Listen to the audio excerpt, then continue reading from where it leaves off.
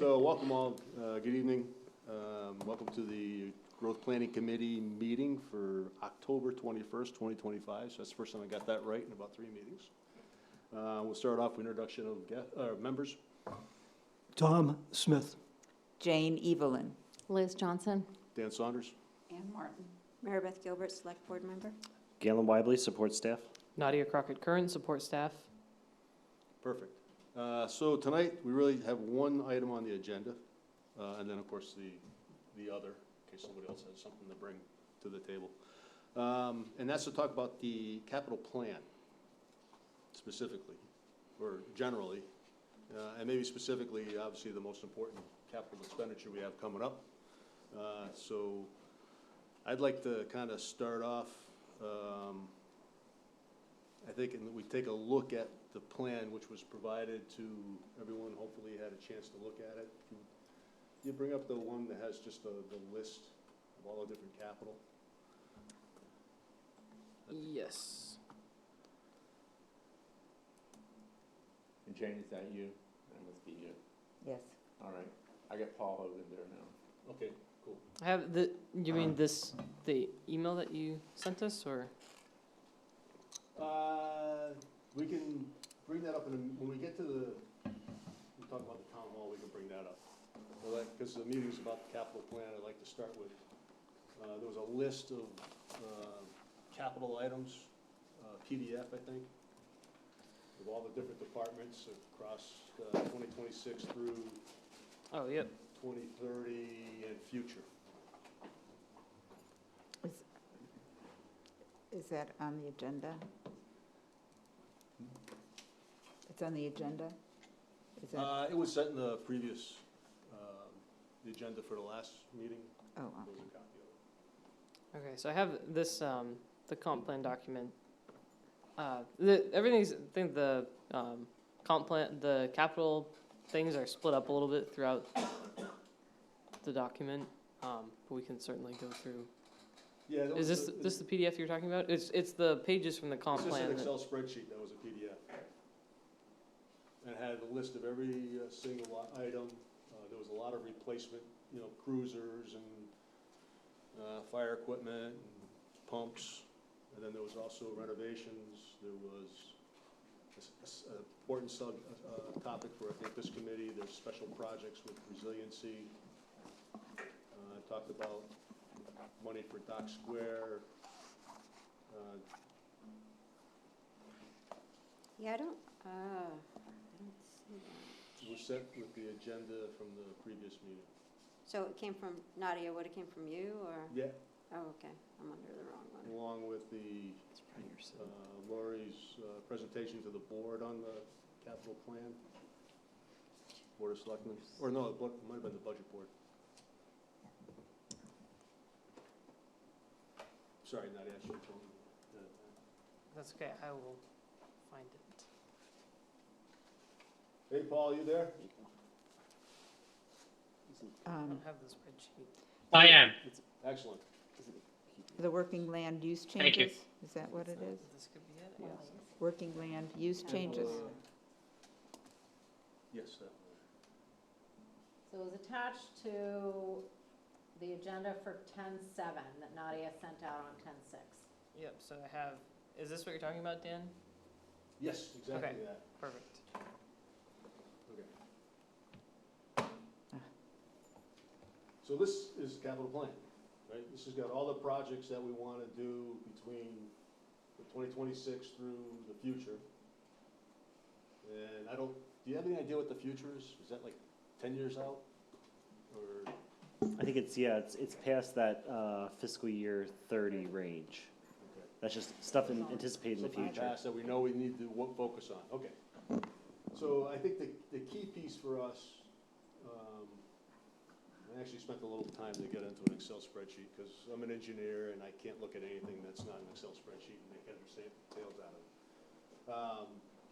I think anything that's related to like admin, IT software, replacing the codes vehicle, replacing apparatus, replacing police cars, replacing tasers, I mean, all that. I think is really outside of our scope. I think our scope is more about when we get into renovating, relocating, building new, reconstructing. That's where we need to make sure that we're consistent, I think, with the comp plan. Because if the comp plan is our plan, it's the town plan that was voted on by the townsfolk, and it kind of set what our plan was for the next 10 years and of course, and beyond. And a big feature of that is managing climate change and sea level rise and adapting our coastal town to potential future concerns, right, associated with that. So I kind of, if you kind of scroll down a bit, I think, through this, you can see where a lot of the stuff that says equipment, most of that is replacement type stuff. The biggest thing I think in fire would be the $2,500, wish it was $2,500, the $2.5 million renovation of this building in preparation for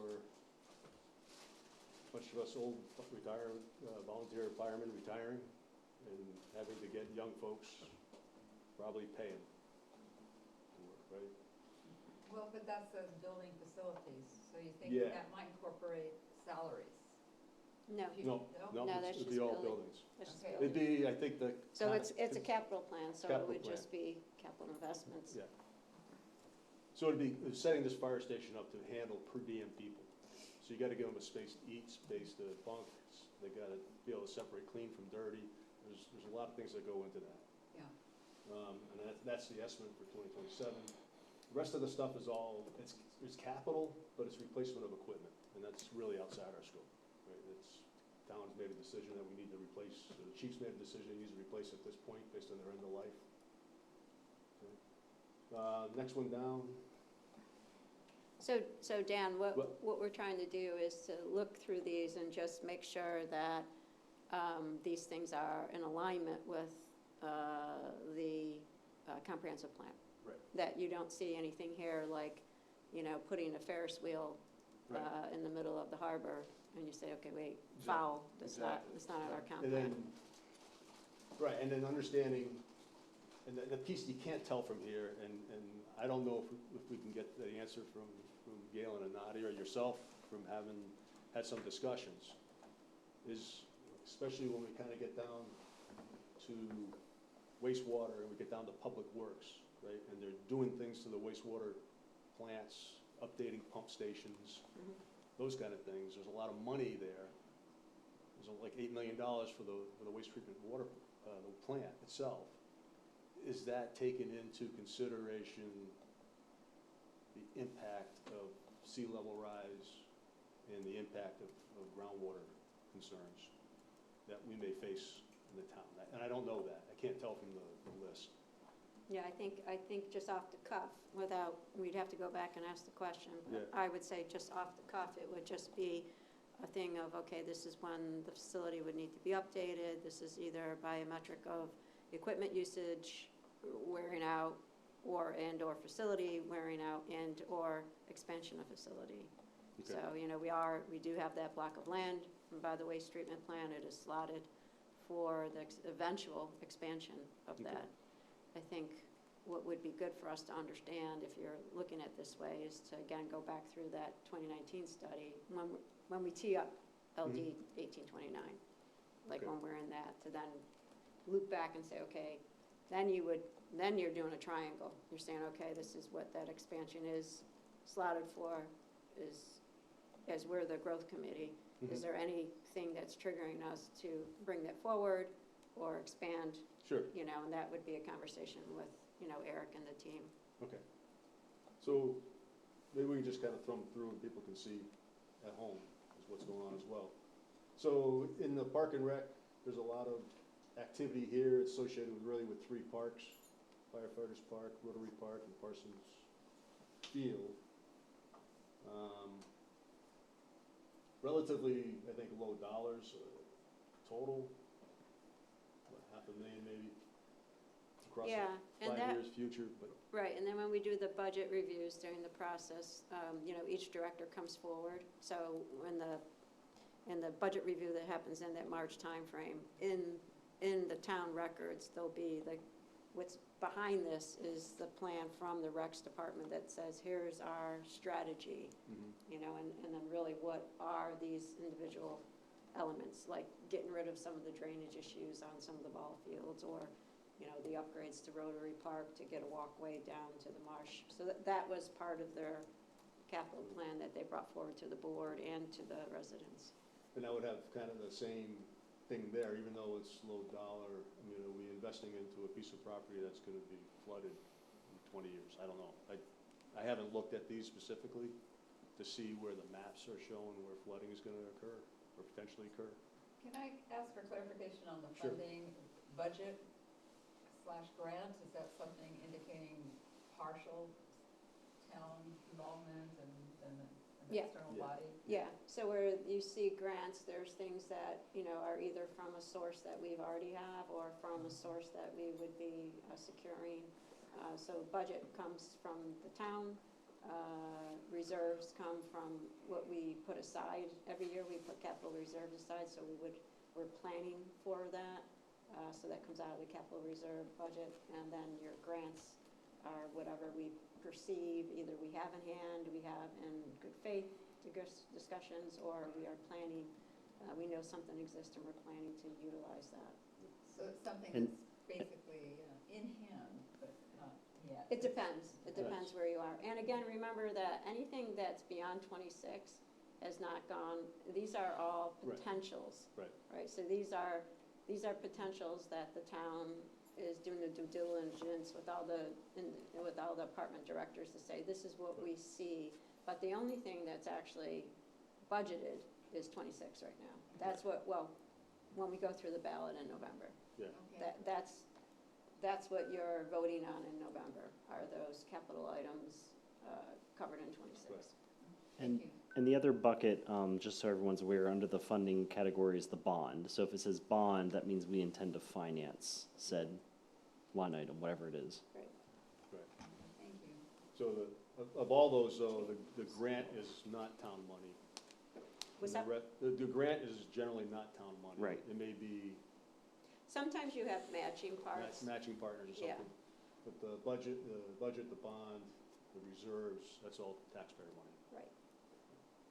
Either coming out of the budget, Yeah. to Galen's point, we would be bonding it. Right.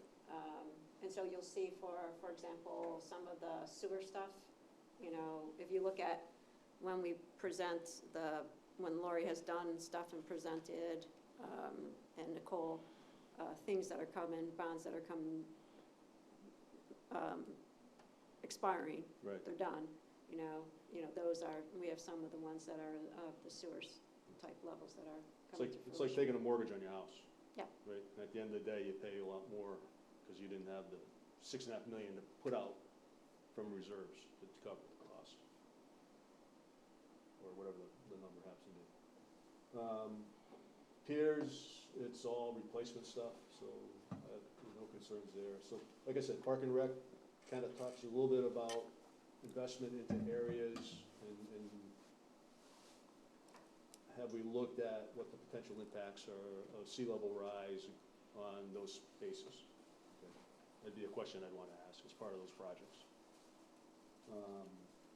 Can we scroll up to the?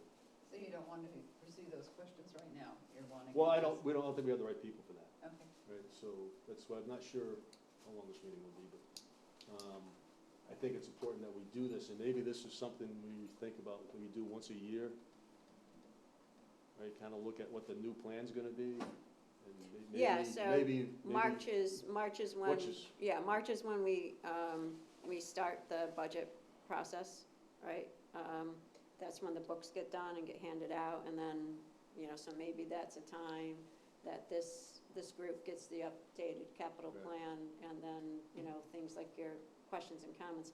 I think your questions about, are we putting money in a park that's gonna be underwater, and whenever, I think it's a good thing, it's a good test, and then it's a point of view that then we would have to have, like, Right.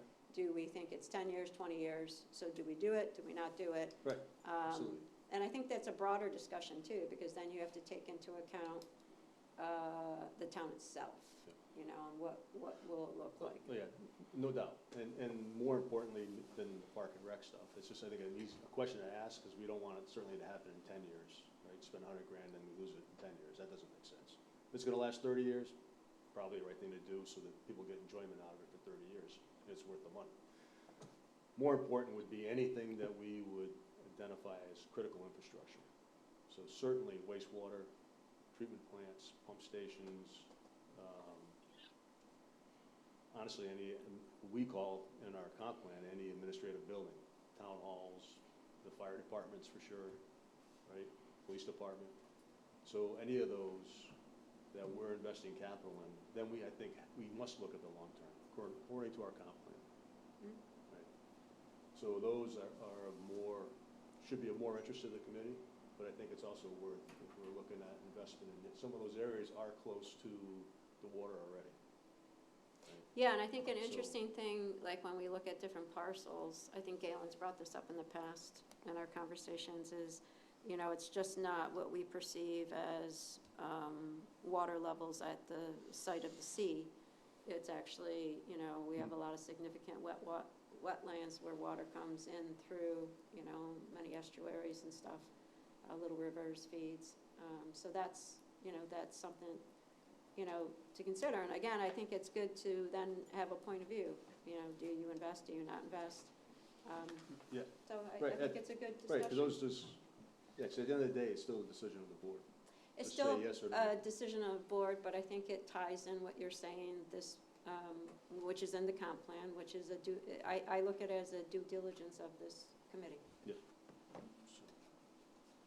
So here in the police department, I think there's really some renovations, but that, I mean, that's certainly, I'm assuming that's at the police station itself. Mhm. And they are pretty high and dry where they're located. Yes, So from a Yeah. sea level rise, climate change thing, it's probably unlikely.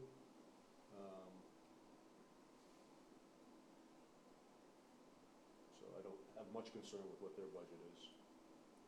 We go to, who's next? Public health. It's just, it does have a public health office relocation. I don't know if there's been any discussion about what that means. no, what that Okay. means right now is that, you know, as, it was put on, at what point does that building that they share with the PD department still work? You know, does PD need more space? So it's basically, you could see it over in the future Okay. bucket. Yes. It's just, let's not lose sight of it mentally, let's Okay. make sure it's somewhere. But there's no immediate, obviously, Okay. there's no immediate plans for it to be moving, but we do think that that is a area in town where it is restricted because it's part of the PD building, and one or both may need to grow at some point. So depending on where it lands, Mhm. then that would be a discussion. Yep. So under public works, that's where we start to get into some interesting stuff. There is replacement, right? You can see replacing current vehicles and tandem action trailers and stuff. That's not so interesting to us here, but repair and reconstruction of roads, sidewalks, that's almost like a yearly thing. Yeah, so what Eric does when he comes forward with this plan for that is they go through this thing, what they shared with the board and the budget committee is a matrix of how they review roads and conditions of roads. And then they go through and rate what roads need to be repaired. And they have an ongoing repair of town-owned roads, not state roads, obviously, Yeah. but our town-owned roads of when they're getting updated. Currently, Kings Highway just got scraped down. Part of it has just Okay. gotten scraped down, and that's getting reworked. In general, is that just replacing as is? You know, stripping down, Yeah, we're not So- elevating a particular road or anything? no, we have, I mean, when you get to the resiliency projects, you'll Okay. see those are the things that, and again, there's phases of resiliency, and there's decision gates at each phase. So even though it's on the capital plan, like anything that's outside of 26, it's not, you know, until the budget gets done November Oh, for 4th. sure, for sure. But anything else, assuming that all passes, well, we already passed the budget, so. Yeah. anything outside of 27 is, still optional, Business is optional right up through the end of 26. yes. Why It's is still there, be optional. why is there nothing for, like 27 and beyond for like repair and reconstruct roads? It's down here.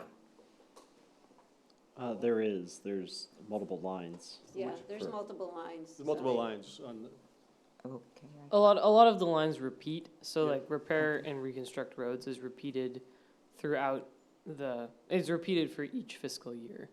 yeah, when I was able to sum all that up, was roughly Oh, I see. 8.6 million out through the future. Yeah. Right, so, I mean, it's just an ongoing, every year we gotta spend $500,000 to $800,000 on the roads. Yeah. Which makes sense, I Yeah. mean, that they have to be repaired. Yep. It's not Southern California.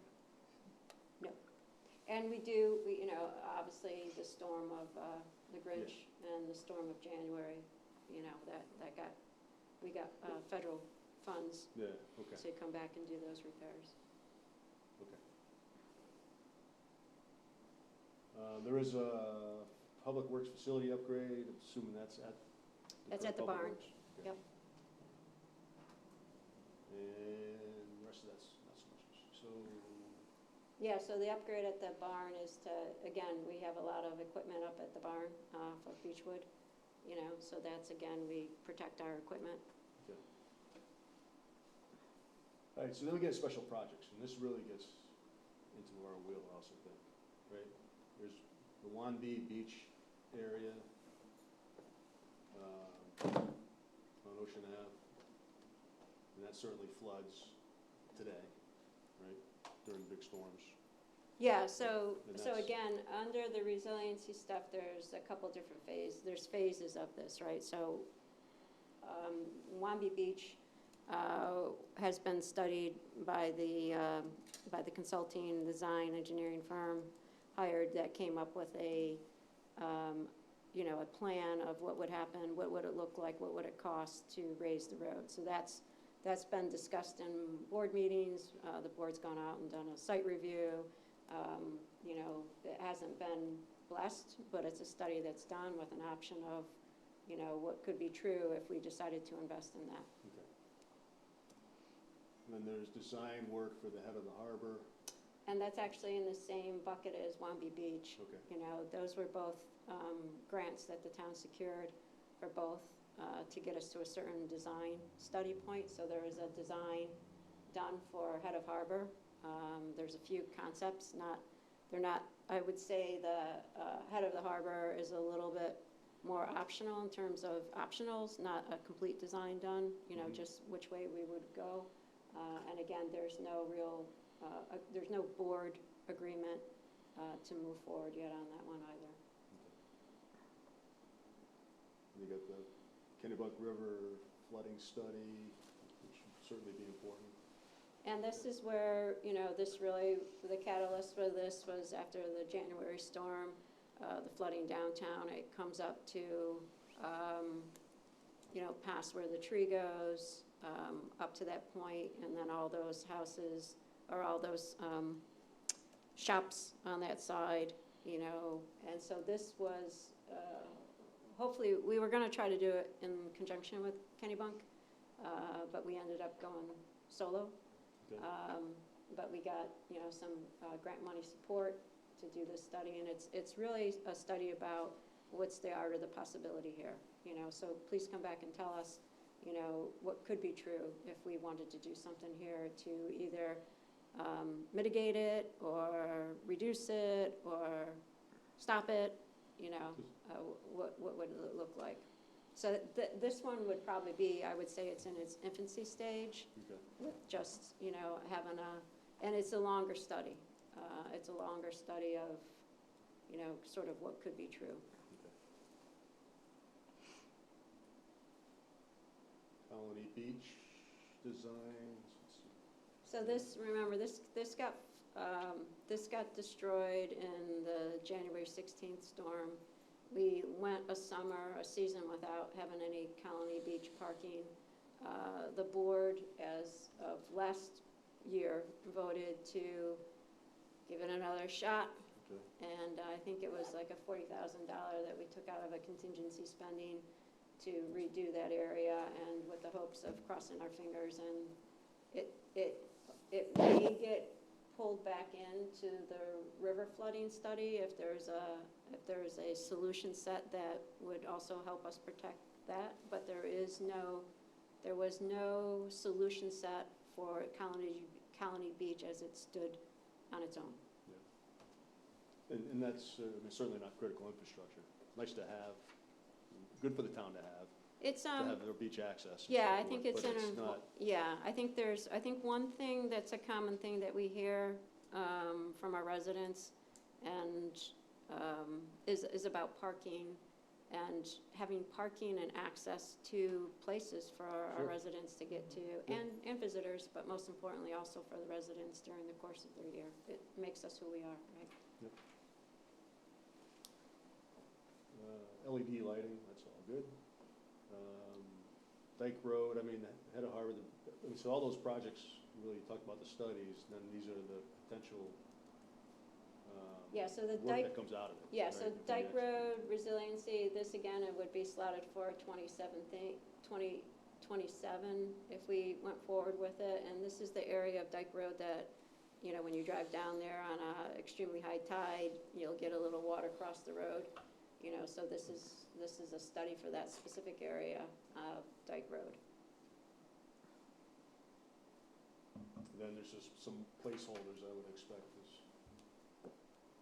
Yeah, so this would be head of the harbor resiliency project if we actually, you know, moved forward with the head of the harbor, so that would be Pier Road. Resiliency of the dock square, again, that's another probably a placeholder for more continuous design work. The dock square resiliency, the river, you know, those are, I think those are, it's a bigger pot of water to boil, yeah, you know. Yeah, So that's gonna be a lot of thinking, a lot of gray Yeah. cells work for, you know, seeing if there's a solution set for I that. feel like that 3.5 million for Dock Square infrastructure is Like, way, pie in the sky, yeah, way low. way low. well, I think it, you know, so again, you know, when we talk with, it's interesting because this is what, you know, Dan brings up a point, you know, and looking at some of the flood maps. And it's always good to, in my opinion, to make sure you have everything on the table and you're making decisions eyes wide open. Yeah. So if we're saying, hey, this park's gonna be underwater in maybe 15 years, but we say for 15 years, we wanna redo the diamond, you know, whatever, and we say, eyes wide open, let's do it as a town. For this stuff, you have to remember to think through, you know, there are things where you retreat, there's things where you fix, there's things where you just live with it, right? So there is a retreat. Whenever you talk with anybody that's dealing with any kind of flooding in the future, there is the retreat mechanism, which some things, I mean, Paul, you were telling me about down in a town in Jersey where they bought some of the coastal houses, and that was part of the retreat path, right? Yeah, I mean, then you look at towns that have cities that are right on the water, you know, the Mississippi and the Missouri, right, and they'll have big floodgates that they. Well, New Orleans didn't retreat, right? Yeah, well, New Orleans didn't retreat, but No. further upstream, I'm thinking Yeah. of good old Paducah. Well, I think that's where, Kentucky. like Alan, one of the select board members, you know, he had seen some of the gates that have been used in some of the harbors, and that was a thought about, you know, the art of the possibility of what could be true in the river. Now, would that ever happen? Who knows? Yeah. But again, these are things that, when you're in our position, we should be mulling it over and thinking through, and then making an informed decision, right? Right. To say, okay, this is possible, this isn't possible, this is $10 million, or this is $100 million, you know? So you just have to investigate. And the last two kind of caught my eye, which was the village parcel infrastructure, 1 and 2. Not you know what that's, is that just putting money there in case we want to do something, or is Yeah, it it's more? out in the future. Right, So again, these are things that I think the way I see how the town does these budgetings, I would say these are sort of reminders when you see that future bucket, that this could, this could happen at some point. And, the village parcel, when we went through the last town hall vote, for the town hall to be put there, we heard, various points of view that gave a little bit more flavor to how people were reading the comp plan, right? So there's some people, a fraction of the town came forward and said, please develop the village parcel because we want X, Y, Z on it. A portion of the town came forward and said, please leave that alone. 20 plus years, we don't know what the future brings. Stop, just leave it as green space. It says, chapter 2, verse 9, thou shalt not build anymore. Well, I'd be happy to talk you with know. those about that, because I disagree Right. wholeheartedly with that. But I think Right. that's where, and I think that's where we do have, there isn't I would say when we went through that, there wasn't a communal voice of, yeah, let's go do. There's definitely portions of people that say, hey, let's slow down here, let's think through what could happen. Because, for example, we've talked through different things, which is, start thinking about, for me personally, the way my brain works, I need to understand what our views are about what could be true, what might be true, what might not be true down at the port. Before me as a person, not as a select board member, but just me as a person, as a resident, would want to touch the village parcel yet. That's just me. Mhm. Because I need to know that part of the equation to say, okay, we got 30 years before the port's underwater, or 20 years, or one big storm could come through and take all the wooden buildings out.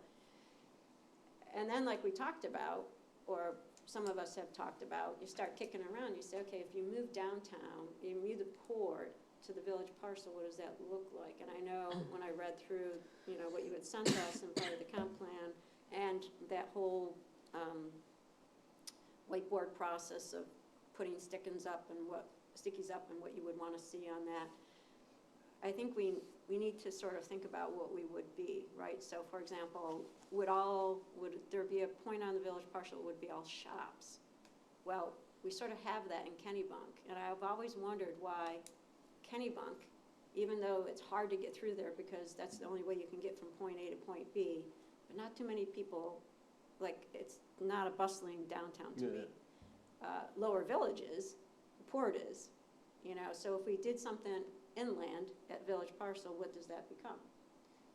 Is it actually a draw, or does it look like Freeport? I mean, it just, what would that be? Well, the water draws the crowd. Yeah. The water draws the crowd. So if you Right. take the water Yeah. away, the crowd's probably gonna go, a portion of it's gonna go. Yeah, right? and if So you don't have, you would still need to have something, some there. There could be something there, but you still gotta have the stuff there. Yeah. Because people still walk up here and get a free thing of chili from us on Christmas Prelude.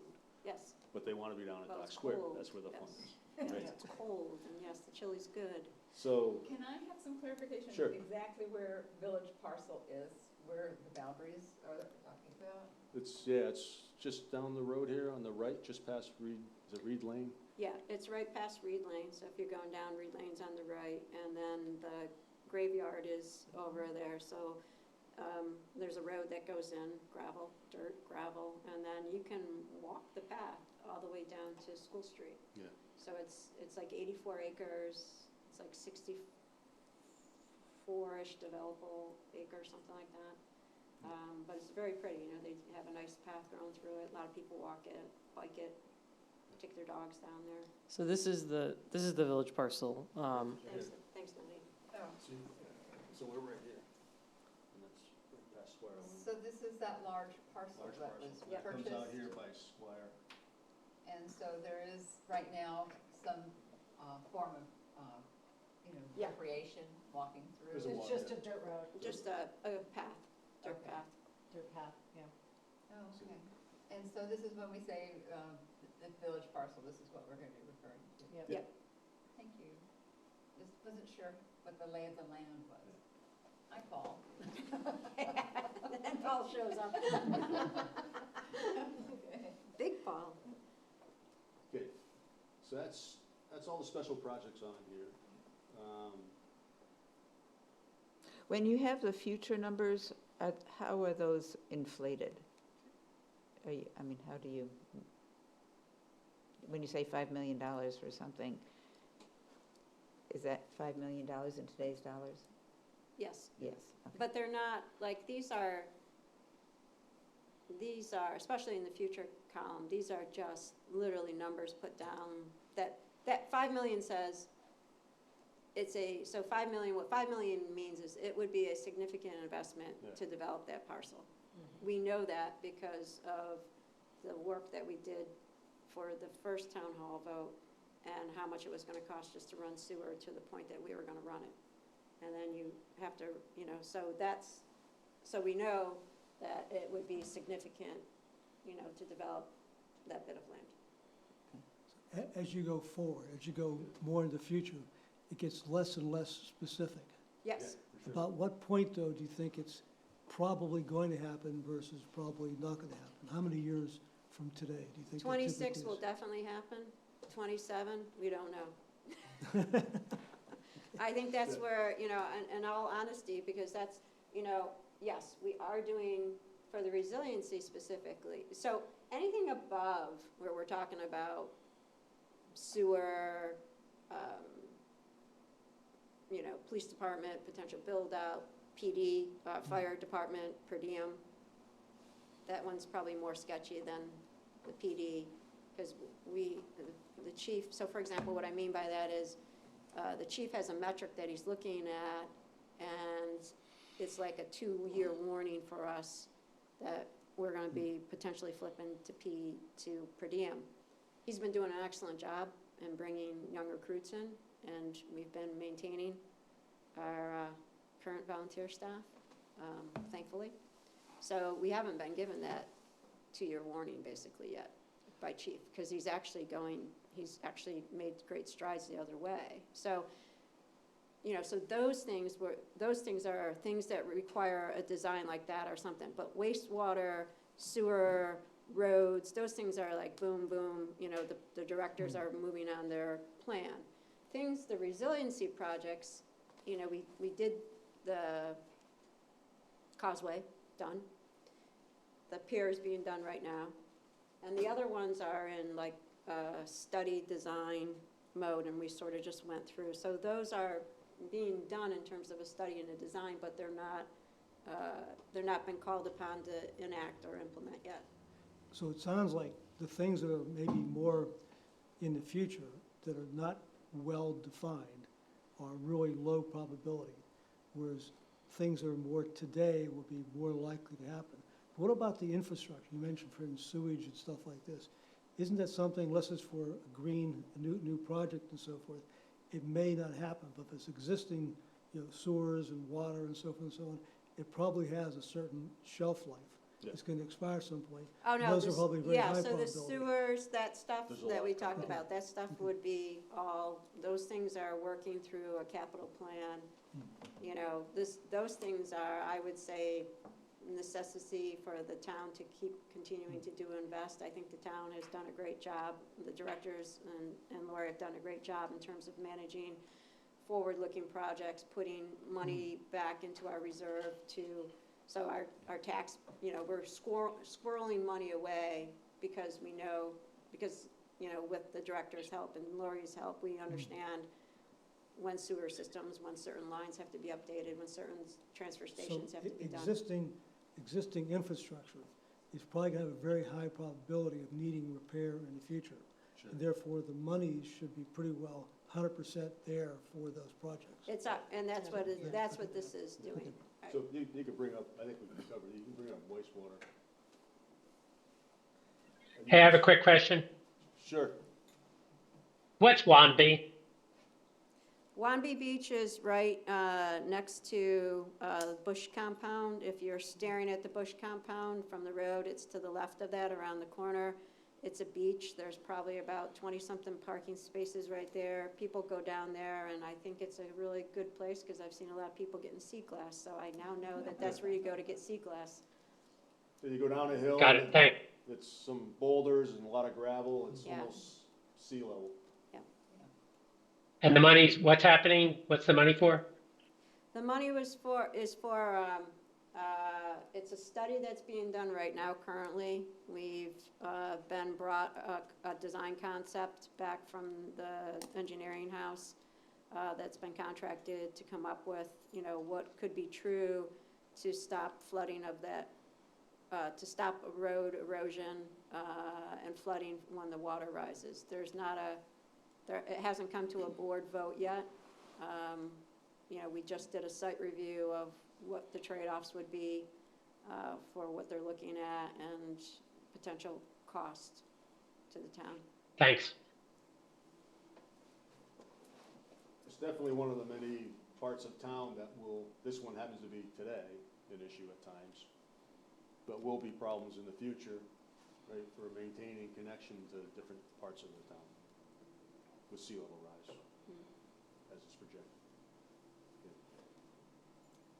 And then in the wastewater, there's a lot of replacement pieces, or at least I took as replacement pieces. They may not have been, but like the axial flow pumps, I don't know if that's just a new design or just a replacement for existing. But there are a lot of, I would say, sort of reconstruction or rehabilitation or renovation. So all these different pump stations, they're not new. No. Right? They're all existing. Right. And they all need to be, Updated, no matter sea level rise or not, they all need to be updated. right. And like Kings Highway, Right. the pump station there, you know, at the board meetings, whenever Eric comes to the budget and board meeting when we're doing our budget process, I always ask him, are we okay with Kings Highway pump station? Yeah. You know, and, you know, things are above where the flood, Yeah, so so, that's a good point. So, because this is going to be a long-term Yep. investment, right? Right. This is not going to last for 30 years. We're hoping for, I don't know what the lifespan is, but maybe 50 years for the pump station. Are we okay? Are we hardening it for that potential sea level rise? well, I think, you know, I mean, we could look at the map someday, but I think there are areas of town, you know, if that truly comes to fruition, Some area towns won't need sewer anymore. some They area won't be there. towns will be But- the, Yeah, what's that, underwater city? yeah. Yeah. Which is obviously a concern. But that's, you know, so that's where, so that's what, you know, that's a, you know, what engineers call models, you know? Yeah, but what you PER. can do is, at least with today's models, you can look at when that occurs and then at least design your pump station to last till then. Yeah. Right, so that would be, I think that's what we have to do. At least that's what we say we're gonna do in the comp plan. That's what the main climate action plan calls out, right? To look at the 1.9 feet, make sure I get these numbers right, because there's a lot of them. 1.9 feet at 2050 and 4 feet at 2100 for the sea level rise. And I think the state codified that for state people to look at, Yeah. not for us. They may pass it down to us, like they do on most things, but then to also look at critical infrastructure that's at roughly 4 feet in 2050 and 8.8, which is a hard number to really wrap your head around at 2100. Yeah, I think like when we're doing some of these resiliency studies on some of these roads like Lumbee Beach, Pier and stuff, I would say it's not necessarily a just go do. I think the studies are important because you understand what would have to happen. Mm-hmm. I think it's good to have, I say projects on, I would say designs on shelves. I feel good when I have a design on a shelf for what could be true in the future. It may need to be updated slightly by new dated codes or whatever, but anyways, we know the direction that we would have to go and the trade-offs. Yep. What all these resiliency things, what we're walking into is we are walking into trade-offs. Sure. So some of the trade-offs are, potentially could be too much to stomach for right now, and you would shelf it and wait, but you have the study done and you understand what would have to happen. Yeah. And that Yeah. might be true for even like pump stations. Could be. You know, you might say, okay, I would do this iteration, this will happen in 10 or 15 years, but I'm not gonna do this because it's aggressive and it will do X, Y, Z to the neighborhood or whatever. And if they have a 40-year life, I don't know what the pump station life is. Yeah. They have a 50-year life, then you're looking out, you're doing it here, you're gonna do it again in 2075. Yeah. and we're not gonna, projections are, we're not gonna be, we'll be at some, maybe 6 feet. Yeah, so So I would, we're okay. yeah, And that's so, fine, but I think that's the, yeah, so I would say maybe on the growth committee, if this is something that we're taking on, then we would overlay, we would talk with Eric about, in one of the meetings, we would talk to Eric about where these are and get his point of view about, and then overlay the flood map and then say, where are we and are they all out? Yeah. Or do we have to talk about something? yeah, I was actually thinking, there's a couple things, right? One, I want this to happen at least once a year. We kind of just take a look at the plan, see what, and it should be fairly easy once we've done it once. Like, oh yeah, we saw all those on the last year, we've added these 7, right? So that should be a fairly simple task during a meeting. I was actually looking for a procedure on capital planning for the town, if they have one. I couldn't find one online, maybe there's something interdepartmental, I have no idea.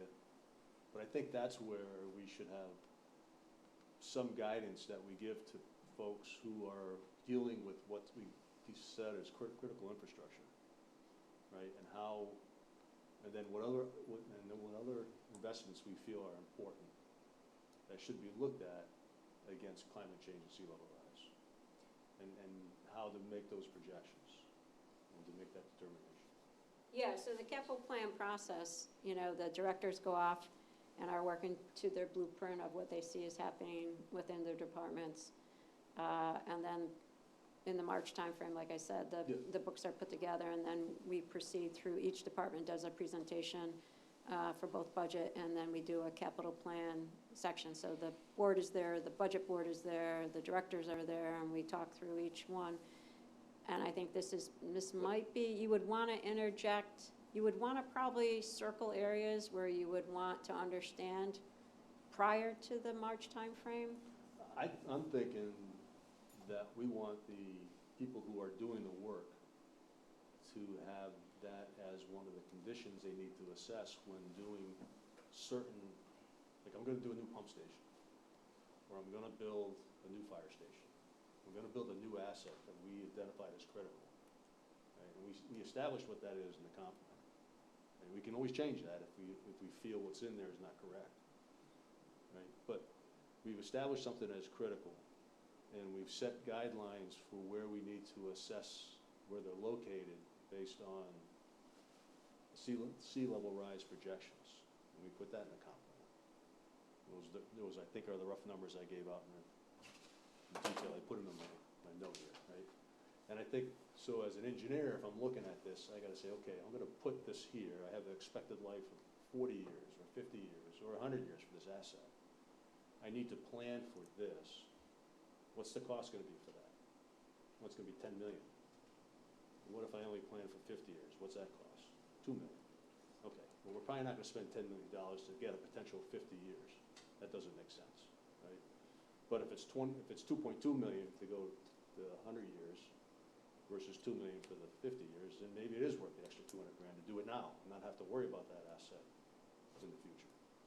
That's the piece, right? So I think that really has to happen before us looking at it and asking questions. It's really when the guy's doing the design work. What might be good is to come in front of what might be good, because it says this in the, so for me, you're tethering the processes together. You're saying, here's our comp plan says, Absolutely. we've got flooding, but we haven't tethered them together yet. Right. So I would maybe recommend that we bring this in front of the select board before, the end of the year. Sure. And, you tell them, here's our comp plan, these are things, here's the flood areas that we're existing to, whether it comes to fruition or not is another discussion, but we should at least go in eyes wide open when we're making decisions to know that this area would be potentially underwater if we meet these metrics. And then if we decide to build, we decide to build. Exactly. And it's a different discussion, it's just a eyes wide open decision. I think most of these are strategies. I don't know if that, what I just said was specifically a strategy, but they're close, that we have in our comp plan already. So we can certainly put that together, justify it from the comp plan as a reasonable approach. I just don't know what document we should put that in to sort of make it something that happens. Well, I think we Oh. just basically go to the board and make it part of, and request it become part of the budget process, right? So when the directors are rolling up their things, it's, you want them to, they're looking at, so for example, if I'm PD, I'm looking at my cars, my cruisers, I'm looking at my radios, I'm looking at the new technology when I have to upgrade, I'm looking at my facility.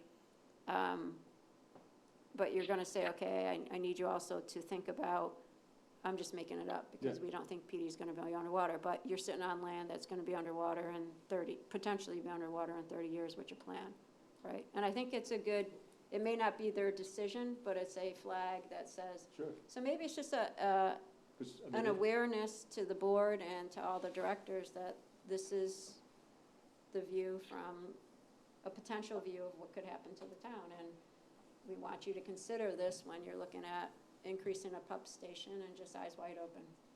So I think to come to the board and start to talk and make the board aware of this, because I, as a board member, was not aware of this. Obviously, I'm aware, and we're doing resiliency projects, but I wasn't aware that this committee, you know, that the comp plan, in charge of the comp plan, and you want to sort of tether it together. This is Paul. It's more than the comp plan. It's part of the ordinance already, which says capital expenditures. Any long-range capital planning should come prior to votes, should come to this committee for consistency. So it's already, that's what they put in the ordinance. right, and we can reference that, and then maybe help take that and put it into something that's a workable process that Mhm. the town department heads can use with their engineering firms and so forth, to say, hey, these things are identified as critical assets. Mhm. And we can have what that list is. It's not gonna be a lot, but what that list is, right? A park is not, but maybe we can have a separate one just because we wanna pay attention to it. Well, you have If you're investing in critical, a park yeah, that's you gonna have be 10 critical years out. infrastructure, and then you just have infrastructure, which, or you just have capital investments and up or down, Yeah. you know? Yeah, the swing set, we can move the swing set to higher ground, let's invest in one, you know? Not that a swing set's a capital plan, don't come after me for that, anyone, please. But I know we have some strategies in here, like for instance, to take a look at roads and which roads that could become problems for us in the future, right? Yeah, and so that's And that's identify where, what those are, yeah, right? that's where that, so the resiliency thing, that's where the town went through and actually looked at, so part of this is the directors did go through, and that's where you have the resiliency projects for like Wambi Beach and head of the harbor, so they went through and rated roads and areas that would be potentially hit hard, you know, and so those are, you know, that's why we've got that list, right? So they were rated by a metric, you know, there were different aspects, you know, the vital area for people to get through, you know, or whatever it was, you know, and then that's when the directors came back to the board and said, here's what we think is the list of resiliency projects that you guys should start investing in, looking into, and those are the ones that are listed here. All right. So I think the question is there anything else that exists anywhere, you know, that, Well, certainly North Street Yeah. is a concern, right, that I pointed out in my memo, but just leaving here, so if all these projects were taking what I just said into consideration, then I would have no problem saying that these are consistent, right? With our comp plan, that they've taken that all into consideration. I have concerns certainly, as I expressed, with the location of the new town hall next to the fire station here. Because of, one, honestly, the size. Maybe you want to bring up the memo, I'm sure it's, I mean, I sent it to you guys, so it's public record. Sure, did you want to finish with the capital plan spreadsheet, or Yeah, it's, we're well, good? yeah, it's a lab update. And sewer lines, 6.5 miles of 72 sewer, $10 million. A lot of money to run a sewer line. Yes, it is. It's over $1 million a mile. Wow. Yes, it is. How long's the road, the windy path through village parcel? Does anyone ever measure that? I don't know. I'm sure someone has, but I don't have it off the top of my head. No. Is it $1 million project or a $2 million project? to put Oh, no. Sewer line. It was just $1 million to get, it was just a $1 or $2 million just to get from, where the stub ended to the building, when it was sitting right at that, right at Oh, that the was corner. a contractor, yeah. Really? Yeah. Yeah, to get the utilities in. Okay. I do have a question. The water tower that's near, as you head into Cape Porpoise, where would that be in the description of work? How would they describe that? Is it named on its own, or is it part of another structure, another? Part of Definition. Kennebunkport water, right? Yeah, I don't think it would be part of our capital Would be part plan. of this, Okay. No, because it's part of the water, KKW. Okay, KKW. okay, thank you, That's a different board. Yeah. okay. They have the water. Yeah. The city water. We comes have from the them. sewer. We have the sewer. Ah, We okay. take it away, they bring it in. Oh, okay. Okay. So in general, in my opinion, this is really open for discussion on the town hall, the new town hall. I just have concerns with it versus what we said in the comp plan. Okay. So in the comp plan, we said off of North Street, well, it's off of North Street. My personal feeling was it's off of North Street in the village parcel, but it says off of North Street. Yeah. So I'm not gonna argue that point. The size was much larger than what was referenced in the municipal needs study of 2019, 2020. It said 8,200 square feet. And the first thing went to 12,400, Yeah. and this one's now 11,650-ish, or 500, whatever. So the existing one is about 40% larger than what was noted in the needs study. And I don't know what changed in those 3-4 years. So that was one piece, Yeah. right? That's what's driving cost, right? 3.2 million, I know, is a bit of a swag, because the study wasn't a detailed engineering study, it was a conceptual study, if anything. Yeah. And so the numbers, the 3.2 really could have been 5 or 6, I don't know, right? Yeah. But if you took an 8,200 square foot building with our current numbers, you're gonna be, the difference, 3,000 square feet times $650 a square foot is a lot of money. Right. It's a couple of $1 million, right? So I don't know what was either missed in the 2019-2020 study or what changed.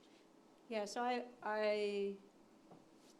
the way I look at it is the work that was done for the comp plan. So I'll say two things. I'll say the work that was done for the comp plan probably were, in my estimates, because it's a strategy document to me. It's a guiding principles. It's a color within these lines document. But it's not it wasn't done to a level where I could put a pin in it and say, this is gonna directly feed a capital plan or a design. And I would say the work that transpired after or through these last 2 rounds of the town hall, I don't know, I would assumed somebody doing the comp plan, the consulting house that was in, working with you guys and others, would have done a thumbs roughly right. You've got so many workers, I don't know if it included the meeting room also. I don't think, Mary Beth, Yep. I don't think that study that Dan's referring to, the comp plan had anything to do with. We were just citing We were citing. the work that had been done. We were not Okay. involved Yeah. with that at all. Oh, okay, all right. It's the same as, that was a study that was done, it was presented to the comp plan, and we added, it was presented to Oh, us. okay. And we added it, just Okay. like Yep. the village parcel visioning. Yep. We weren't involved in that at all, Yep, you added but we it. took it and we Yep. added it and referenced it within the Right. comp plan, which gives both of those, I think, a little bit of validity. Yeah. Because it's in a plan that got voted on by the town. Yeah, so I would have to go back through and do my due diligence and look at that, and like what they considered, what were their assumptions. I can tell you from being on the committee this last go-around, you know, the onus was on, okay, let's reduce. And we did a couple things that were different. One was, we created office space that only had a few enclosed offices, and that allowed us flex space for others. So for the changing dynamics of a town hall, what type of workers would be in there. And then we also created a code space where, you know, people could come in and actually access and do meetings there with everything that they needed, with prints laid out, which we didn't have before. So I would have to do a compare and contrast on the methodology or the assumptions made for what we would want in this town hall. I would say, looking at it,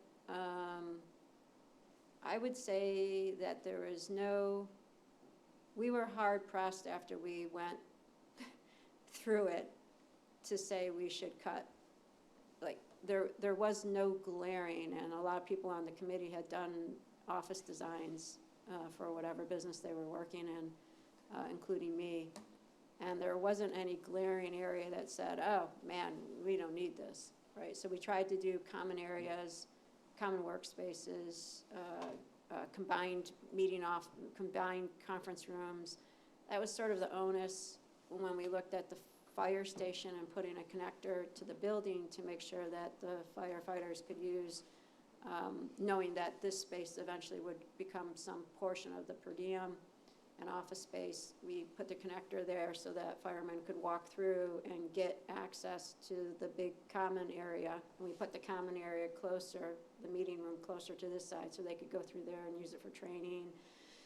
You know, training both with, you know, CPR or whatever, or gear on the floor, because it would be a big open meeting space, you know, and/or setting it up for conferences that they needed. So we tried to do I think as much as we could for a commonality, multiple uses, and not create a space that was, you know, absurd in terms of size. We did go up a flight, and because of code, we need an elevator.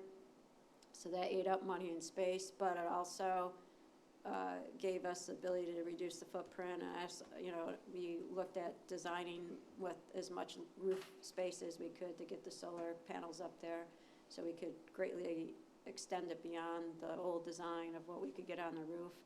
So I would say besides taking the meeting room and saying, oh, we don't need a meeting space, let's ex-nay that, you know, besides taking away the meeting space. And I think if we created a meeting space this size, somebody at some point would say, well, you were stupid, you know, because we actually want to use that as a warming center. You know, we can't call it I don't know what the term is, because we won't have everything, but we can call it like a warming center during storms. People go in and plug in. Yeah, certainly a place people go if there's a storm, they need shelter, Yeah. right? I mean, So I would, doesn't meet all the requirements. yeah, so of I shelter. would say being on the committee and we really did press it. And then when we went through them, I mean, we literally picked out everything. We picked out siding and everything. And we went through and it was, you know, stuff that was gonna be durable, but not, there's no marble or gold-plated anything in this building, you know. So we really tried to be stewards of taxpayers' dollars. What surprised me was that we were gonna go under the new building codes. And there's a huge jump in the new building codes for the good, but costly, of energy efficiencies, you know. And I learned a lot. Because we had energy consultants in there, and they walked us through, okay, per the new building codes, this is how it's got to be constructed, and, you know, do you do foam insulation, do you do this insulation? You know, so we really walk through at nauseam, but good nauseam, you know, details. So when people say, hey, could you go smaller? Part of the building is the office space, the other part is the town, a bigger this, and I think Yeah. on that, I mean, what you said makes sense, and if you're not gonna have the town meetings here, you're gonna have the meetings there, because this will become part of per diem and all that. eventually, right? yep. So from a planning standpoint, I can get that. Any consideration to using the existing town hall for some departments and building the 8,200 square foot town hall that's smaller, less costly now, that in the future, if needed, you could also expand? Yeah, and so, yes, and so we looked at that. So I've had discussions with residents, and I think there's a belief that it's not true, but I know I'm speaking because it is true. If you really look at that building, people are saying that was built for a second story floor to be added on, and while that possibly could be the intent at that time, now that's not feasible. Sure, absolutely. And when you look at, you know, it's sort of like, you know, if you go to renovate a building like that, it's tired, it's not energy efficient, and so you basically go to you would get to that point and you would say it's a tear down. So you do a tear down there, you're locked into the footprint because it's a, help me guys. Non-conforming It's a lot. non-conforming structure, so we're locked into that footprint, or we're locked into the area, Yep. square footage. And so then it's a discussion of, okay, now if we did 2 floors there, you know, or whatever, so, I wouldn't advise to put a new building there. right, and I'm just that's, saying, that's use what the it would, existing building as is, you could do some remodeling, and then you have a brand-new building that you can, would be less costly and smaller, which were the 2 biggest reasons why the one in Village Parcel was voted down. So you mean have it in 2 different places? Have 2, Yeah, well, we have police department in a place, and health department in a Right. place, and sewer department, water departments, and wastewater departments in a place, public's in a place. Something else there, and then, you know, whatever goes into the new building. I don't know the right sequence, but certainly, to me, it seems to be a workable solution. yeah, and I think, And I think it addresses what those, but that's just my viewpoint, right? Yeah. And you guys have already gone through that. I was just curious if that was considered as. yeah, part so of I the think, potential. I think the building was considered, it would be a tear down, and we would be putting a lot of money, a significant amount of money. It's really sort of funny when you start adding up the numbers that they start coming close to each other. So then you start looking at that and saying, well, that's a little silly. Why wouldn't we just go where we could get economies of scale, use, you know, try to get some, you know, scale between, you know, what firemen have to build out to and what they could have access to. And we could utilize meeting space more wisely Mhm. than if we had the buildings at separate locations. And I think it's, you know, I think people have to, I think I would like just the residents to, the first option was brought forward and it didn't pass. This is another option, you know, and I think I can assure you that the committee went through and really thought through, you know, and kept at the forefront the costs. Unfortunately, or fortunately, you know, we got to the size where we couldn't really scale down. Now, you can say, okay, make the people go and work remote. That's a possibility. But then, are you creating a smaller space and are you shooting yourself in the foot? You know, so I think this is an option now, you know, that will go and get voted on. Okay. And I think in the Yeah. future, the process that you're setting up Right. will allow Well, this discussion. this discussion and make sure that we have this closure, because I feel like, okay, you know, now we can start to coalesce and make sure all the committees that should be involved are involved.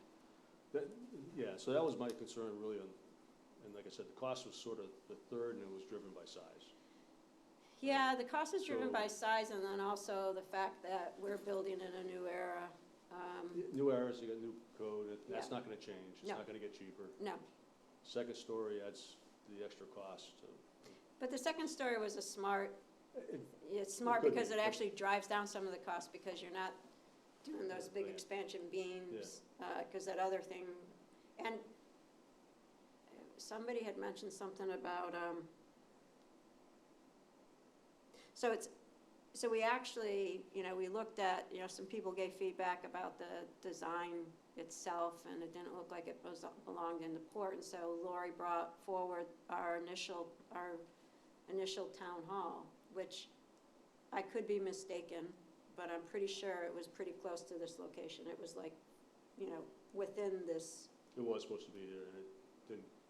no, the initial one, the one Oh, with the initial white, one. the one with the white columns with the fan. So that's what this one is actually architecturally designed after we showed them. And that one got moved to, I think it became the Rundle. It went to a Rundle, that building got moved to a Rundle and became a playhouse or something. But if you look at old pictures of the town, that town hall actually sat like here, like either like in the parking lot area or someplace. You know, I have to get orchestrated to where the actual location was, but it was originally in this area, which is sort of funny. But that's what that design is supposed to be an homage to, with the fans and the, you know, the look of almost a column. It's supposed to give us back to like where you see the Knott House, you know, to the design, the original architecture of our town. Away from the long brick building. So, but that's, you know, that's the thing, and I think the cost that you're hitting on, I think that's where the size, I can go back and educate myself on what those assumptions were in that study that you and Paul were referencing, and give you a clearer answer. I don't know that one, but I know we did some serious look to try to We call cut it the down. Municipal feed, it's in my notes, the municipal feed, facility needs study, that's what we call it, Okay. 2019, 2020. Yep. All right, then the primary one I listed actually was location. And the reason for that, and could you bring up the ones I have on the maps?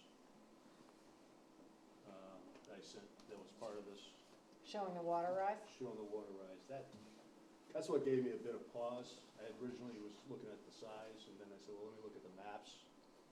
Right, and there are two sets of maps. One I got right through our town website, actually. I looked at flooding management, and there was, it took me to the main tides and storm surge maps, right? And you could put in the different water rise based on the criteria that the Maine Climate Action Plan has.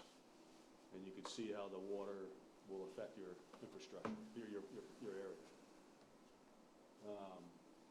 And it shows on that one that we will have an issue down where the culvert goes through near the grist mill on North Street, that it will basically flood that. You can't tell what the height is, but you can see as you go up on sea level rise, it expands greater and greater, to the point where you certainly aren't gonna be driving through it. So it cuts off the ability to get from the town to here we go. Is that something that would be addressed eventually through raising the roads up or something of that Yeah, sort? it would have to be, right? So this is a NOAA map, and very similar when you look at this location. Right? So here's where the fire station is. You can't see, unfortunately, too clearly. And this is the culvert where the grist mill comes in, and the water probably comes in. And this, I think, is at today. I think it's today's level. Is that the first one? This looks like 2 feet of rise. I had a note above each picture. It says, does it say it on the side? High risk Yeah. scenario at high tide today. So this is today. I guess the one we were at is 2 Right, and feet, there's- so. yeah, you can see you raise this level and it changes the picture. So I could only go in foot and half increments, so this was supposed to represent the 1.9. this one is This is 4.5. 4.5 feet. Can you stop? Oh, yeah. Thank you. So you can see how it's sort of crossing the road here, but okay there. Is this projected? Projected, this is all projected, right? And what is the time, like, what are they This is- predicting for like 4.5 feet time wise? Well, this is based on just setting the high risk and adjusting the level. And you can see next to the high risk shows you sort of 2080. I think that's 2080, and the next one's 2100. So thank you. 55 years from now. So then you go to the next one, which is, I think I had to stop at 9 feet or something, or 8.5. I mean, you can see this is really closed off. So when we had the flooding, the big storm, what was the water level here? Are we familiar with 4.5 feet impact, or? No, No, No. we- no. It was we- much lower? Yeah, so we were just, so the flooding that happened. It would probably be down the bottom. Yeah, it was Okay. down in the port. It wasn't, it didn't, so if you were standing down in the port, by where the tree goes up in the center, the water would have been a little bit to your left, and then all those, the pottery shop, where, Wendy's, picture shops, those were, water impacted on that side. Hurricane on the other side, Allison's hurricane for that instance, but it didn't go to the other side of the road, so everybody on the other side of the road was fine.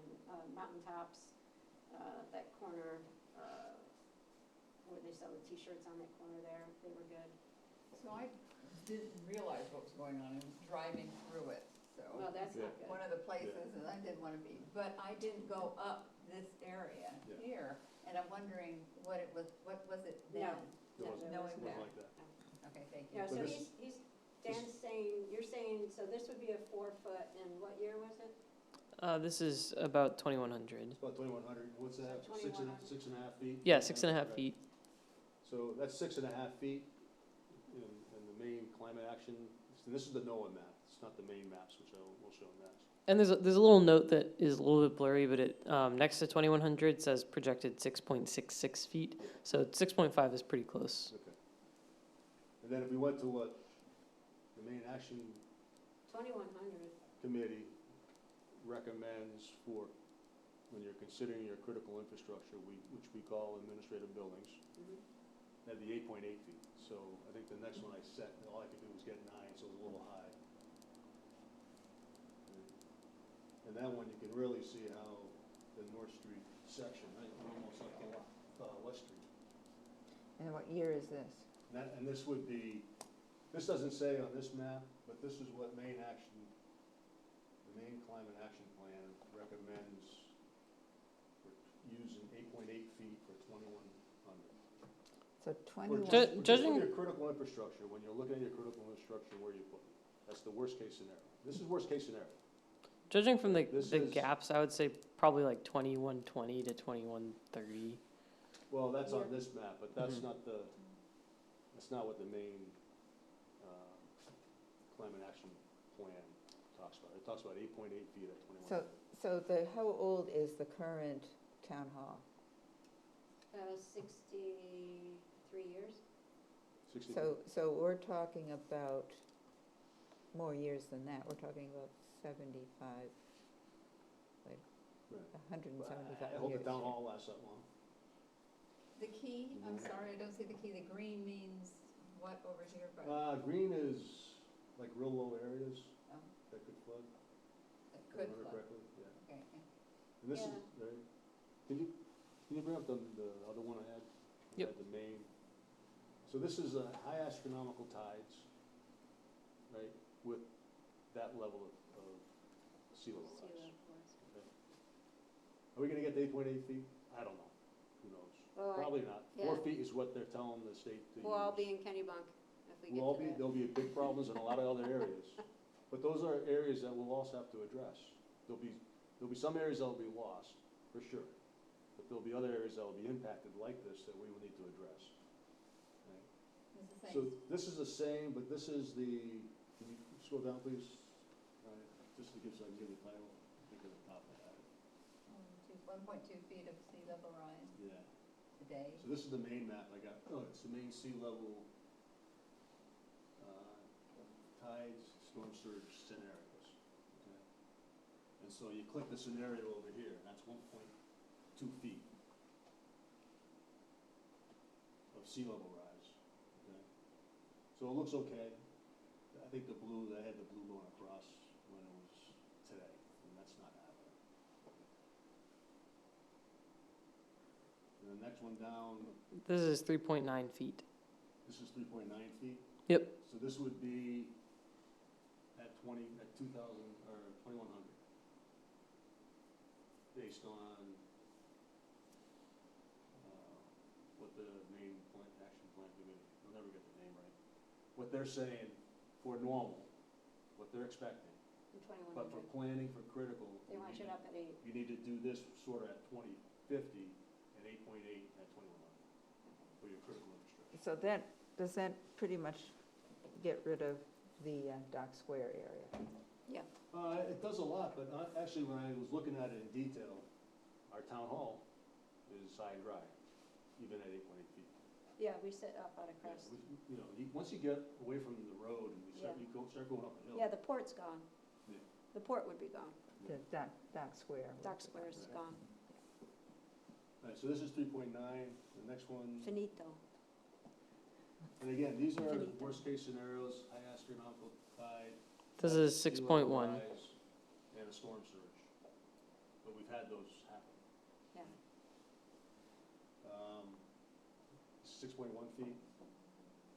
And this one actually shows water crossing North Street on the other side, which is pretty high. That's up by the cemetery. That's up by the Yeah, it's just past the cemetery, you start to go down Well, that road. that's where, so when we were looking at building at when we put this building on 2 sites during the town hall process, you actually have a wetland right at that, where the town hall was gonna go. And so that was a constraint for setbacks for where the building could be positioned on the entrance into that road, because we had to be away from those wetlands. So we do know that water would penetrate Yeah. in that area if everything was rising every place else. I think this is, so the way I look at this is, critical infrastructure. If we were saying that, and my thought process could be completely wrong, but I'll just share it with you. If we were saying that this is within the realm of 20 to 30 years, the art of, possible in 20 to 30 years, then I would say something like, okay, for a town hall, we would want to consider that. But if we're thinking outside of 75 years, for me, we have a parcel. For me, we don't have all the answers for what could be happening, what will happen to our port, what our town's gonna look like. We do have an acreage that we bought, that we invested in, and we haven't defined, we have ideas of what the town residents would like to put there, but we haven't put anything in motion. And for me, just as a resident, I'd say I would want to have, I'd like to think through and understand what's gonna potentially happen to the port and have some point of views established for the port before I go but that's just me, before I touch the parcel. So from looking at those, I would say I'm still okay with it being here, because within the 75 years, if that's true, then we're gonna be something completely different at that point. And so and at that point, a 75-year building will want to be redone with something anyways, right? What's the life expectancy on the building? Did they give you anything on that? No, I don't think we ever, Never asked that question. yeah, I mean, I just, it's designed to last, but it's not, Well, I just think if we are saying, if we're, so one of my thoughts is, I Yeah. hear what you're saying, and that makes sense, but if this does happen, it'd be nice not to have to worry about where the town hall is. yeah, right? Because there's gonna be a lot of other things that we're gonna have to spend money on and worry about. Mhm. So that's one of the advantages of kind of looking at this Mhm. and saying, okay, it's there. What could we do so it's not a problem if this really happens? Looks like we And need to what's the build value some of the cost? bridges. If it would've cost 10 million to put it somewhere else, so it doubles the cost, then maybe that doesn't make sense. Yeah, and then maybe what happens, so say it does pass, and we have this information, and we're trying to circle the wagons around now. Like to what Jane just said, maybe we look at a resiliency project for that part of, Oh, you you know, have to. where the water would come in and take out North Street, right? And that gets moved to the top of the list because we did a capital expenditure here, and we want to basically fortify, build a moat. Well, you have to, because, I mean, town hall's important, but, Yeah. you know, if you have situations like this, Well, we want to look at it anyways, because we want the fire trucks We to have the come fire- out, we have and the they fire have to go down that road. we get called an awful lot when there's Right. flooding, Yeah, right? So right, you need to be able to get there, right, and you can't get there if if this it's was flooding, happening, right. right? You can if you go through, if the parcel was built. Yeah. It's one way in and out, it's a peninsula, but you can get in. Well, so, you know, having these discussions, I think, are very good, because, again, so say we're coming in to this now, there's a referendum on the ballot. If it does pass, then we can say, hey, we think we need to do a little bit of resiliency study here, and what could be true, and when would we want to invest in that based on what we're seeing for water rise, right? And say, okay, we're actually tracking to what, you know, the state has alluded to in NOAA, and so we should start, you know, 20 years from now, or 10 years from now, we should start our resiliency project for this area.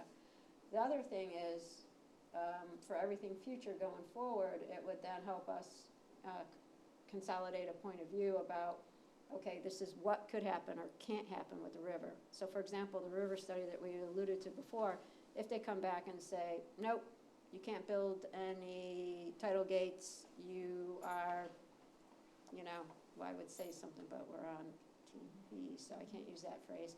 You're basically out of luck. And then that gives us a whole nother discussion. And I think then that's a good launch pad when we know that answer or have an idea of what that answer is, to say, okay, now let's start talking about the village parcel. And how much, you know, does the town go and develop that road? You know, what would that look like? When would we want to do it? What would we think about putting? And I think that's part of what I consider, the growth planning committee, that's part of what's in this name of this committee, right? So I think that would be it. I think we have things set up to start answering some of these questions. I think that's good. And I think it's a very healthy discussion that we're having right now, because then it helps us understand that, okay, we need to be lockstep within these committees, right? Yeah. And I'll- If this happens, there would be no more Dock Square. We're no longer a tourist attraction. We'd be going back to being a fishing village. Well, that's my concern, is I don't feel like there should be any discussion of what's going in village parcel without discussing 20 years from now, 120 years from now, what is gonna happen to the heart of our town, i.e. Dock Square. That's what brings people. And to start discussing what's gonna go in village parcel without without looking at the reality of Dock Square, if we determine, okay, we can make it a Venice, or we can make it a New Orleans, or whatever, and leave it there and deal with it there, great. I'm all for then figuring out what's best to go in village parcel.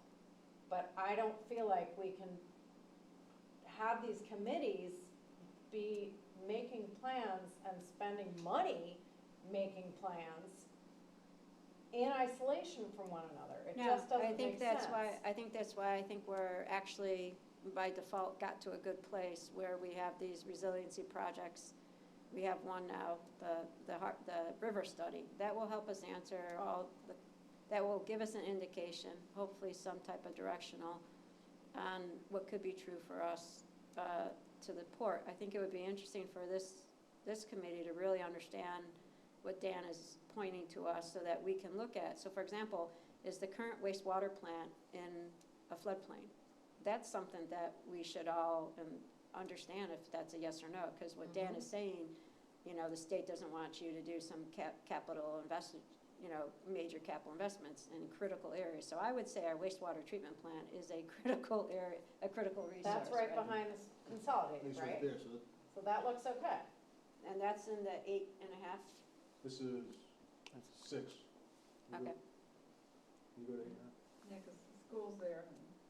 Yeah, so this would be the 8.8 that the state, that the main action plan committee expects you to, and we say in our comp plan that we need to consider this when we're putting our critical assets in place. Exactly. Okay? Yep. So is So the this, fire station and where the town hall's proposed is dry. So this is 8.8 sea At level rise with astronomical tide And a storm surge. and a storm surge. And where is the wastewater plant? is that Wastewater here? plant's over here, yeah. So it starts to get close to it, right? But fortunately, I think you have land this way, right? And this is predicted, Land what, towards the school, towards the. Schools. they're predicting potentially 8 No, plus. Like they're this they're is by predicting one 1.9 field and and- that goes that way, I thought. I think so. Yeah. I think we have land in parallel or in And line. what year? So state recommends committing to manage 1.5 feet of sea level rise by 2050 and 3.9 by 2100, and preparing to manage 3 feet of sea level rise by 2050 and 8.8 by 2100 for critical infrastructure especially. Do they give a margin of error? in Plus this? or minus 0. No, they didn't. I mean, it's. It's a they don't model. margin. That's a political response, but Well, yeah. no, it's a, I think it, I mean, it's a That is the ways error, really. away. Right. It's a ways away. I think I would look at it and say, if you're, if you're currently getting flooded now, or if you're in, it depends on what structure you're building, right? And so for me, wastewater treatment plants and stuff, you wanna make sure you're high and dry. Schools, you probably make sure you're high and dry. And then there's the other areas of how to navigate through town, right? For safety concerns. And like we talked about before, do we define areas of town where we say, this is the retreat area? So for example, if we go down to the beach and start looking at these maps, what does the beach look like? What does Goose Rock's beach look like at 8.8? It's not pretty. It's not pretty, So, so. my question, and then if we have been floating ideas, of course, about how to move forward. That's a good one. And, well, the idea of putting in we've talked about food trucks. And if you bring in food trucks and you put them by the school area, we talked about that. Do we now talk about the electrical lines that have to be built in? Is that impacted by any of this electrical lines that we're suggesting for certain uses? Yeah, I think there's a Yeah. broader thing of everything. I mean, you can't have flood seawater areas on Right. roads where it can get into your wastewater plant, right? So there's a whole, that's the, what could be or couldn't be. But I Yeah. think, The go other ahead. piece is groundwater too, which we haven't talked about, but groundwater will start affecting our, we talked about that in the comp plan, how as your sea level rises, it puts pressure on the groundwater, right? It's pushing groundwater underneath the ocean over, and that's coming up. So that will cause groundwater to rise near the coast, which could impact your roads and infrastructure as well. That's you're getting it from both sides, top and bottom. Yeah, Savannah. Yeah. The big thing in Savannah. And the marshes, I mean, Well, that's with what, regard to potential town hall location being here, worst case scenario looks okay with some Well, you gotta figure out. Water. how you- some how you some manage that. resiliency to Yeah. stop potential Right. waters going over North Street, so in essence, you don't block off part of the town, you get your trucks through, But, emergency emergency it's vehicles. all private property all around there, how you manage that, and the impact, and, if you're not letting water in there, it's going somewhere else, and what's Well, that impact? That's Where where we're sending bridges it. come in. We're sending it to Kennebunk. We're diverting all money to the river. Well, mean, they'll be- that's They'll gonna be be- doing the same thing to us, right? That's So, gonna be the case No, but at we're doing the river Cape study, so Porpoise therefore, Harbor too. yeah, not the case up That Village what Parcel. harbor? What? It's not the case up in Village Parcel. But that's why my concern. yeah, no, I think So- it was a good, I think it, hopefully, I think it was a really good discussion, because I think it highlighted, you know, it got our eyes on stuff, it gets you thinking, and I think for, you know, we are where we are right now. I think there could be a resiliency project to alleviate, you know, that thing if we wanted to keep this building here for 75 to 100 years. But then I think when we're looking at everything else and the capital plans, this will be a good lens to use, one of a critical lenses to use and provide feedback, so I think it, hopefully, Can I raise two concerns? Sure. Looking at this from a different perspective, maybe my concerns are more what I'll call packaging or presentation versus I guess the quality of what I'm hearing here. And based on what I've heard, I have a different perception than when I first sat down. But I looked at this, having been a business planner, large companies, small companies, et cetera. When I saw capital improvement, I thought this was about improving the capital, you know, the capital structure of the organization. And it's really more about resiliency, preparing for the future and so forth. So I'm wondering whether I came in with a bias, thinking we were talking about capital improvements as opposed to making sure the town was safe and so forth for the future. Would you consider renaming this whole thing so people like myself, who are more maybe linear in our thinking, don't get hung up on the word capital? Because most of the stuff I see in here use words like repair and replace, Yeah, yeah. and that ain't capital, okay? So thinking about from business perspective, taxable stuff, tax deductible Yeah. stuff versus not, I was confused as hell It's- looking at some of these things. It's the project that's over 10 grand. Is that what you use here? That's what? No, that's what I think the town uses. When they have a special project that's Okay, but again, over 10 looking grand, at, it's- coming at it with a bias, capital Yeah. to me meant, you know, taxable versus, or tax deductible versus non-deductible. And the second thing is, I guess maybe the timing of this. Look at this, in the summary here. I see 13 mil year one, it drops way down, drops again, and the last year, fiscal 30, goes back up again. That implies two things to me. One is, things didn't get done under previous administration. This panic mode, put a lot of money in now to get going on this project, which kind of begs the questions about why weren't things done beforehand in anticipation of whatever these things we're trying to solve. And the second thing is, you know, if we really have to get going real quick, you know, we're dropping off now over the course of the first 4 years, and then jumping up more than double. So I'm confused as to the timing of the things we're gonna be doing. So are there, I guess my two questions are, would it make sense to rebrand this whole thing as opposed to capital improvement, call it something that's more evocative of what we're actually trying to do? And the second thing is the timing correct? Should be more put in the beginning, or should it be, you know, phased in and escalating and ramping up as we go along?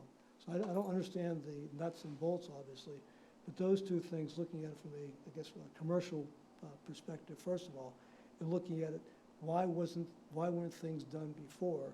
Why is so much money needed right now and the next year after that, as opposed to doing things on a more gradual escalation kind of a basis? So those two concerns I have. Yeah, I think the town hall's tried to been rebuilt for the last 20 years. It's had, I believe actually there was some attempt to have it built here again. it was voted yes to build here. Right, and then the fire station was approved, but it wasn't. And I don't know all the details around that. I was somewhat new to the town at the time. And then it was tried a couple of years ago, and it got voted down at the parcel. So all the things you're So- talking about, I agree with, I support, I think Yeah. are probably relevant and necessary. It's just It's- maybe more the marketing of the So whole the thing. cap, is the we concern. can't really change the name because you're Yeah. basically pulling this is the capital plan for The the town. 10,000 and So above. Okay, it's, yeah, okay. this is the capital plan Plus, for I the walked in with town. those So you- blinders on. Yeah, thinking so you don't capital wanna is- rename it, cause then Okay. people in the town will be It's the, confused. yeah, and I think even the state calls it. Yeah, Capital so- plans, it's, yeah. it's in the. So it's in within our their government Growth Management Acts. vernacular. You have to have it as part of your comp plan. And I think the second point is you're seeing some of the things because like the town hall is one of them, and then some of the resiliency projects are projected for the near term, which may or may not get triggered yet. I would not, from being involved with the town, just for a few years now, or 3 years now, because I was on the budget board, I would say they've done a really good job, you know, in capital outlooks. You saw all the directors having their significant things, so I think the town has a really good look at infrastructure. I think the things that are kicking it over are if we're gonna do some of these resiliency projects, you know, we did a big one with, the causeway, and, we're in another big one with the pier rebuild, you know, so the town is doing some significant investing in at least 2 resiliency projects, and now the question is, when do we wanna pull the triggers on the next ones, what would those be? And that's what's hitting I think your near-term capital outlook, that So basically, it ramps up to this and it tapers off as you go down. It may ramp up, you may have, as the years go out, next year, we may say, okay, we wanna do, 2 more resiliency projects or something, and they might get put in the outer years, so. Mhm. I think it's naturally, if you're looking at the plans over the past, you see this natural ramp down, because your near-term ones are really where the town is focused. And Okay. you have your futures that we're keeping a pin in it to remind us that we've got to think about that, and then you have some lower level stuff, capital that's still being spent on the normal burn rate. Good, you have the answers. But I think again, and this is what we need to just reiterate, I mean, the comp plan is the plan, right, that the town approved, right, for us to sort of move forward in our march to meet our goals as a city, as a town. And there was a lot of input this time by the public. Right? I mean, we had a lot of time over the COVID, meet, you know, Tuesdays and twice a month, and have multiple surveys and spot surveys, and finally, when we started to break out of that, have the Nonantum thing where people did a visioning of what the town should look like. And I know the Vision Parcel folks did the same thing. Right. You know, and so there were, I don't know how many, it had to be 100, a couple hundred people that were able to participate in at least some of those aspects. Mhm. And then we sort of put that in the plan, and the voters voted on it and approved it. So I to me, when I hear that I've talked to people or others that they have a different view, which absolutely, I'm sure they do, but this is what we Let voted me on. introduce you to them. No, well, that's- Anyone they're that wants to welcome. call me, please call please. Dan, I will give you his cell phone number. Just I- text me and I'll forward it to you. Yeah, absolutely, give it to them. But I think, I'm I here think, twice a I month. think I mean, not to be flippant by any means, but I think also what's happening from when the comp plan got done is this, is the Grinch storm and the storm of January, which heightened people's awareness of what could happen and what we may or may not do. And this speaks a little bit to like what Liz brought forward and where my head is at. And I don't know, you know, I would say, I probably would have, if I was there, I would have been participating, I probably would have been one of those people that signed on the comp plan. But I think what I know now is, for me personally, I need to have some other answers of what could happen or might happen to our town to then say, yes, we should. So it's not to say that the comp plan is wrong. It's to say that we continuously should reevaluate it with new information. And I think the resiliency things that we're talking about and the 8.5 foot, metric that the state's given us for critical resources planning, I think that has to be, I would feel that we would be remiss in our thinking But for our understood. town without, Understood. we could develop the village and put all this housing Right. there, and all of a sudden it's like, whoa, we can't get there anymore. Yeah, and I think I've said this to you before, I also see that us, the town, being the leader Yes. and putting the town hall and the village parcel is the center of the town. As it was actually, you know, April talked a long time at the meeting about the town hall being the center of the town. Yeah. And it would be high and dry and the beacon, no matter what happens. But that's my view. Well, that one Well, got voted down, Yeah, so we're trying to get. well, it got voted down, but not because it was there, I don't think. But also the location where it was gonna be on village parcel seems wetter in that scenario than this. Yes, but it doesn't have to go there. That's, because we're gonna have to spend money on infrastructure there no matter what.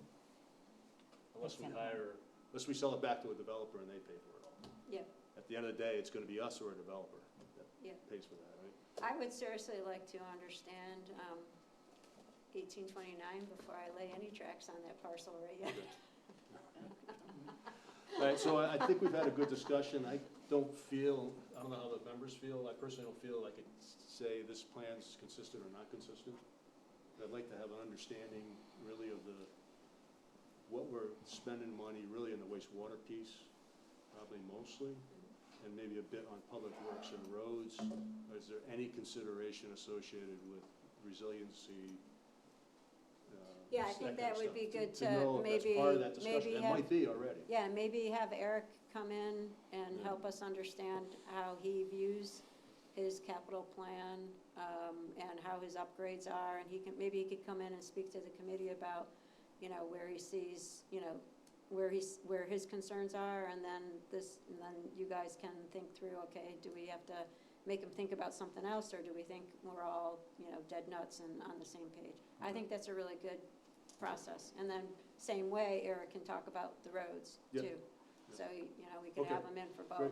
and I Great. think that would be a great discussion. Okay. Paul, what are your thoughts? You still there? I think we lost Paul a little while ago. Okay. He fell. I hate to vote Any further thoughts, Tom? Yes, around 7:30. Jane? I'm all set, All thank you. set, Liz? Good. All set? Okay.